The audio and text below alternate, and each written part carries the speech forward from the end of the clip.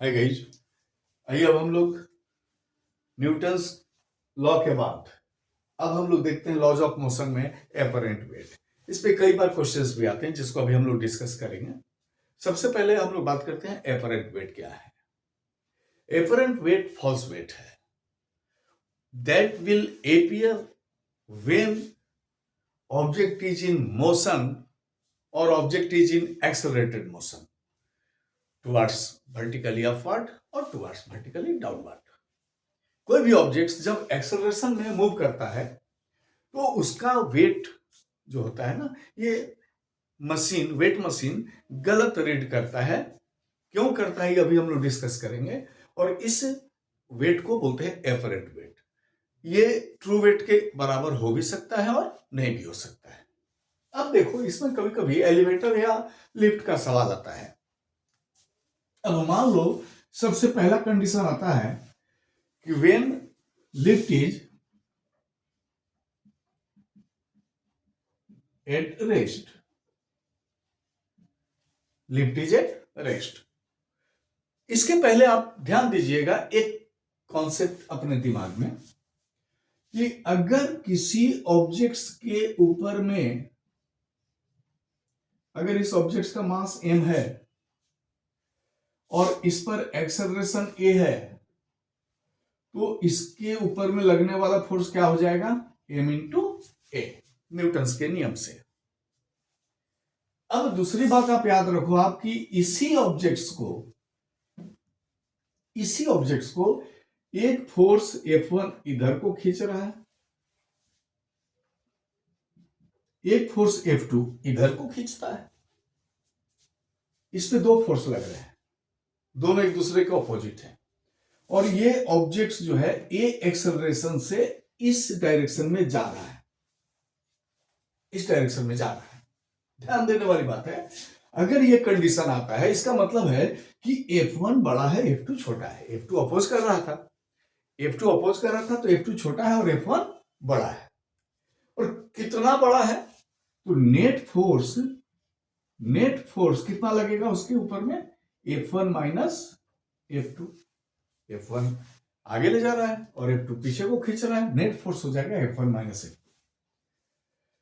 और ये फोर्स, अगर एक्सेलरेशन ये है और मास m है, तो ये जो नेट फोर्स है ना, इसका एक और फॉर्मूला हो गया न्यूटन्स के हिसाब से, net force equal to m into a. अगर ये एक्सेलरेशन ए से जा रहा है और ये एक्सेलरेशन ए इसको F1 और F2 का डिफरेंस प्रोवाइड कर रहा है, इस डिफरेंस के चलते इस पर एक्सेलरेशन है, तो ये और ये दोनों नेट फोर्स है, तो दोनों बराबर होगा। And resultant of two force acting on a body is equal to its mass and acceleration. ठीक है, तो अब आइए अब लिफ्ट में, when lift is at rest. अब एक लिफ्ट है जो रुकी हुई है। हम लोग एक लिफ्ट में एक ऑब्जेक्ट को रख दिए और यहां पर वेट मशीन लगा दिए। अब ये लिफ्ट रुका हुआ है, यानी कि इसका भी क्या है? 0 है, ए भी 0 है, तो इसका mg नीचे काम करेगा और ये ऊपर को काम करेगा। कौन सा फोर्स? Normal reaction N. और इस केस में mg जो है ना, ये mg उसका हो गया ट्रू वेट। तो और n जो दिख रहा है that is the apparent wait. तो m किसके बराबर हो जाएगा? mg के बराबर हो जाएगा। यानी कि रुके हुए लिफ्ट में ऑब्जेक्ट्स का ट्रू वेट और एपरेंट वेट दोनों सेम होगा। अब सेकंड केस में मान लीजिए कि ये लिफ्ट है और इस बार ये लिफ्ट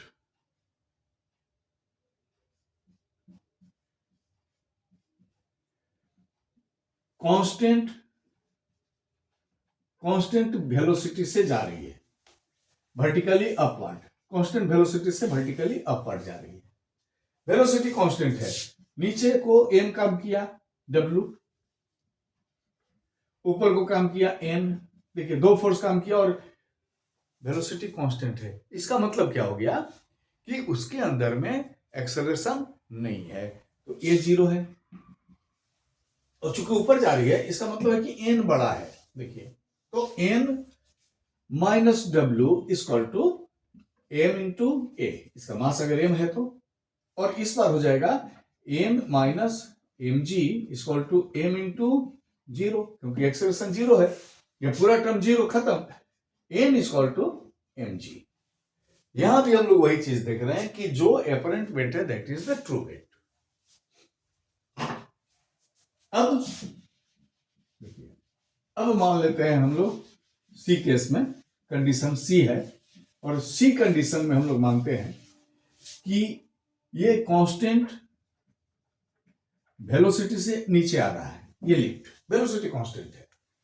देखिए एम जी तो इसका नीचे काम करेगा, एन ऊपर काम करेगा, और नीचे को आ रहा है, वेलोसिटी कांस्टेंट है, इसके बावजूद क्या हो जाएगा, ए इक्वल टू जीरो। इस कंडीशन में हो जाएगा, देखिए m g minus N equal to M into a, और m g minus N equal to zero, N equal to M G.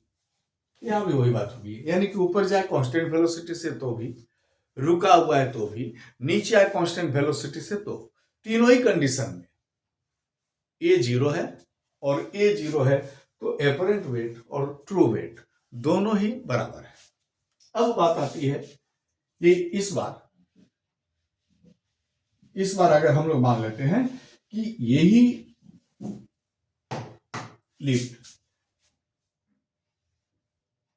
Accelerated velocity से जा रही है, यानी कि एक्सेलरेशन ए है, वेलोसिटी एक्सेलरेटेड है मतलब एक्सेलरेशन है ए, और ऊपर को जा रही है वर्टिकली अपवर्ड विथ एक्सेलरेशन ए। अब यहां पर बात आ जाएगी, देखिए कि एन माइनस एम जी, क्योंकि ऊपर जा रही है तो एन बड़ा है, और इस बार एक्सेलरेशन है कितना है, एम इंटू ए, तो अब जीरो नहीं होगा, अब एम ए के बराबर हुआ, और इस केस में N equal to m a plus m g. देखिए ये माइनस एम जी उधर गया तो क्या हो गया, प्लस एम जी। अब जितना उसका नॉर्मल वेट था उससे बढ़ गया, एम ए से बढ़ गया, यानी जितना ज्यादा एक्सेलरेशन रहेगा उतना ही ज्यादा वेट उसका बढ़ेगा। यानी कि अगर पहले वजन 25 किलो था तो हो सकता है अब 30 किलो दिखाई दे, 27 किलो दिखाई दे, लेकिन बट ग्रेटर देन 25 kg, यानी कि ये एपरेंट वेट यहां बढ़ता है जब एक्सेलरेटेड मोशन से अपवर्ड जा रही है लिफ्ट। क्लियर है?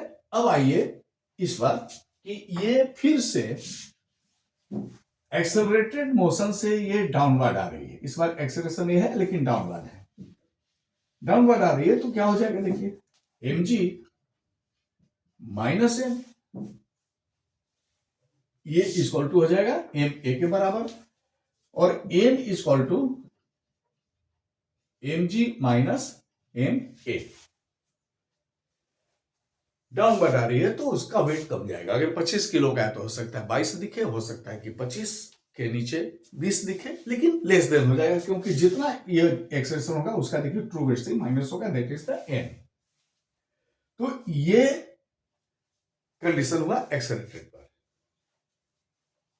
अब अगर object in the state of free falling हो, यानी कि अगर ये लिफ्ट टूट गई, रस्सी टूट गई, आप 20 में माले से नीचे आ रहे हैं और लिफ्ट की रस्सी टूट गई, अब क्या हो जाएगा, एक्सेलरेशन ए जो होगा ये किसके बराबर हो जाएगा, जी के बराबर, और जब जी के बराबर हो जाएगा और नीचे को आने लगेगा, उस कंडीशन में क्या हो जाएगा,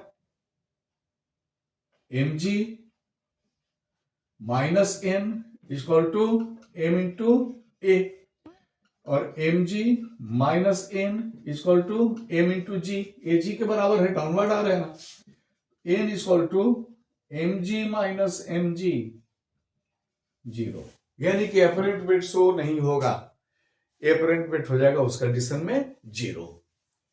तो यहां तक अगर आपको एलिवेटर या लिफ्ट का सवाल क्वेश्चन समझ में आ गया तो चैनल को लाइक कीजिए, सब्सक्राइब कीजिए। नेक्स्ट वीडियो में आपको हम बताएंगे कि न्यूटन्स का सेकंड लॉ ही रियल लॉ होता है, और इसको हम प्रूव भी करेंगे। तब तक के लिए थैंक यू।